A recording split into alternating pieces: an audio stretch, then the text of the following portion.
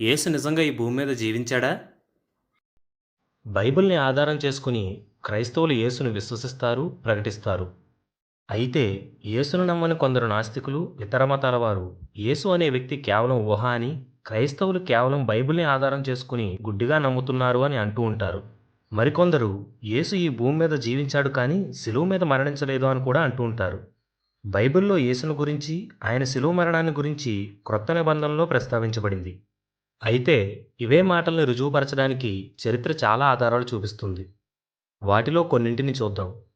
ప్రపంచంలో అత్యంత ప్రసిద్ధ చరిత్రకారుడిగా పురాతన రోమన్ చరిత్రకారుడు టాసిటస్ పిలువబడతాడు.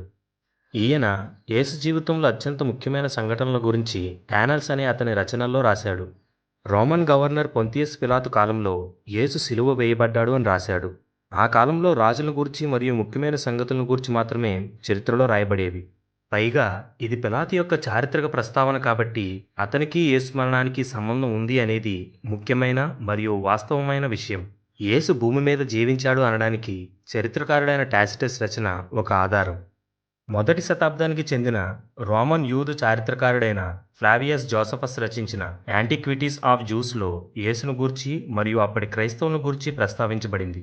యేసు చాలా తెలివైన వ్యక్తి, ఎన్నో ఆశ్చర్యకరమైన పనులు చేసేవాడు, పిలాతు ద్వారా సిలువ వేయబడ్డాడు, యేసుకి అనుచరుల సమూహం ఉండేది, యేసు మరణం తర్వాత కూడా ఆ సమూహం ఉండేది, రోమన్లు మరియు యూదులు క్రైస్తవ్యాన్ని అసహ్యించుకునేవారు అని జోసఫస్ తన రచనల్లో రాశాడు.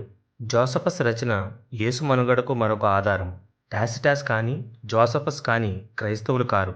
యేసు మనుగడ నిజం కాకపోతే ఆయన గురించి చెప్పడం వలన వారికి ఏం ప్రయోజనం? యేసు మనుగడల గురించి చరిత్ర నుండి మరికొన్ని ఆధారాలు. సుటోనిక్స్ అనే రోమా చరిత్రకారుడు లివ్స్ ఆఫ్ ది 12 సీజర్స్ అనే రచనలో క్రీస్తు గురించి అలాగే అప్పటి క్రైస్తవుల గురించి రాయడం జరిగింది. బాబిలోనియన్ తాల్మడ్లో ఇశ్రాయేలీయుల్ని దారి తప్పించాడనే ఆరోపణలతో పస్కా పండుగ సందర్భంగా యేసును సిలువ వేశారని పేర్కొనబడింది. ప్లినీ ది యంగర్ మొదటి శతాబ్దంలో క్రైస్తవుల ఆరాధన గూర్చి, వారు యేసుని దేవునిగా ఆరాధించడం గూర్చి అప్పటి చక్రవర్తి అయిన ట్రాజన్కు ఉత్తరం రాశాడు. మెరాబర్ సెరాఫియన్ సిరియాలో ఒక తత్వవేత్త. ఇతడు అతని కుమారునికి రాసిన ఉత్తరంలో యేసు సిలువ వేయడం గూర్చి ప్రస్తావించాడు. వీరే కాకుండా చాలామంది చరిత్రకారులు యేసును గూర్చి, యేసు యూదుల ద్వారా ఉరితీయబడ్డం గూర్చి ప్రస్తావించారు. ఇవే కాకుండా క్రైస్తవులు కాని వారు చెప్పిన చారిత్రక సూచనలు చాలానే ఉన్నాయి. యేసును నమ్మని అనేకులు వారి పుస్తకాల్లో ఆయన జీవితాన్ని గురించి ప్రస్తావించారు.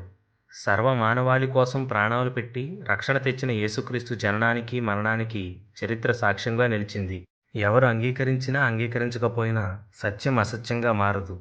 యేసు ఈ భూమి మీద జీవించాడు అన్నది సత్యం, ఆయన శిలువ మీద మరణించాడు అన్నది సత్యం, ఆయన దేవుడు అన్నది సత్యం, ఆయన ద్వారానే రక్షణ అన్నది కూడా అంతే సత్యం. ఆమేన్.